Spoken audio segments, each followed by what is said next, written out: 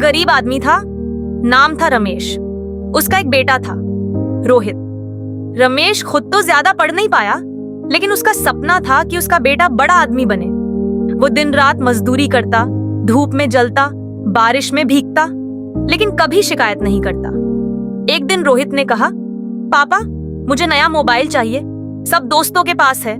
रमेश के पास पैसे नहीं थे, लेकिन उसने मुस्कुराकर कहा, ठीक है बेटा, मैं दिला दूंगा। उस दिन के बाद रमेश ने दोगुनी मेहनत शुरू कर दी।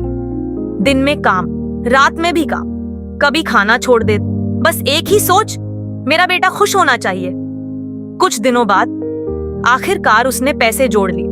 वो बहुत खुश था।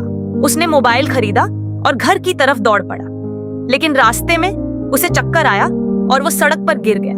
लोग उसे अस्पताल लेकर गए, लेकिन तब तक बहुत देर हो चुकी थी। डॉक्टर ने कहा, इनकी मौत ज्यादा काम और कमजोरी की वजह से हुई है। घर पर रोहित अपने दोस्तों के साथ हंस रहा था, तभी किसी ने दरवाजा खटखटाया। तुम्हारे पापा? रोहित जैसे ही अस्पताल पहुंचा, उसके हाथ में एक डिब्बा दिया गया। वो वही मोबाइल था और साथ में एक छोटा सा कागज जिसमें लिखा था, बेटा ये तुम्हारा तोहफा, मुझे माफ कर देना अगर कभी तुम्हारे लिए कुछ कम कर पाया।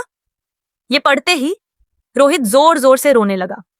उसे समझ आ गया, जिस चीज के लिए वो जिद कर रहा था, उसके लिए उसके पापा ने अपनी जान दे दी, लेकिन अब वो थैंक यू भी नहीं बोल सकता था। इस कहानी से हमें यह सीख मिलती है कि माता पिता की मेहनत को कभी हल्के में मत लो, उनकी खुशी ही हमारी असली दौलत है।